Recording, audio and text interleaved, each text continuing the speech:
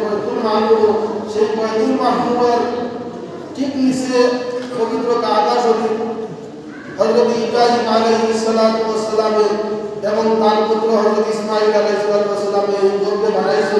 বানানোর পরে আল্লাহ রাব্বুল আলামিনের কাছে হযরত ইব্রাহিম আলাইহিস সালাতু ওয়াস সালামের উল্লাহ আল্লাহ আপনার গর্ব আমরা বানাইতেছি বলে তাও তুমি অন্য সারা মানব জাতির ডাক দেও যে মানুষে এই আমার গর্বের ইবাদত বন্দেগী করতা।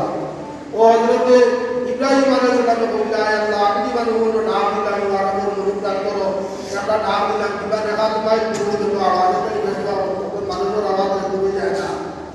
আল্লাহ রাব্বুল আলামিন বললেন ও ইব্রাহিম তোমার প্রতি ডাক দিলাম তুমি ডাক দাও আমি বাকি আর বলার আমলে বংশাকে আল্লাহ আমি রব্বুল আলামিন সুবহানাল্লাহ সুবহানাল্লাহ। হযরত ইসমাঈল আর ইব্রাহিম আলাইহিস সালামের সারার ডাক দিলাম আজ নাস বিল হাক্কি ইয়াতিকা ইলা আখির আয়াত যে ও মানব জাতি হল তুমি তাহলে আল্লাহর যে পবিত্র ঘর আমরা বানাইছি আল্লাহ রাব্বুল আলামিনের নির্দেশে বানাইছি ঘর বানাইতে পাপ করো।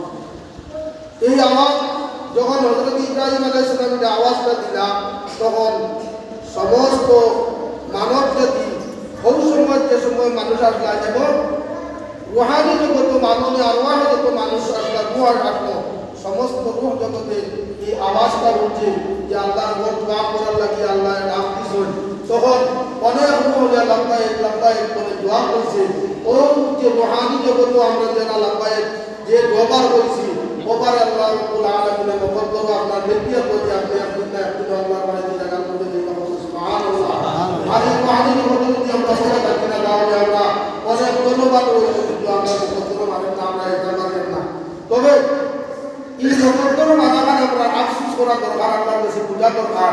আমরা রাজুলো আসে দেখতাম কিন্তু আমরা যদি আফসোস করি আল্লাহর কাছে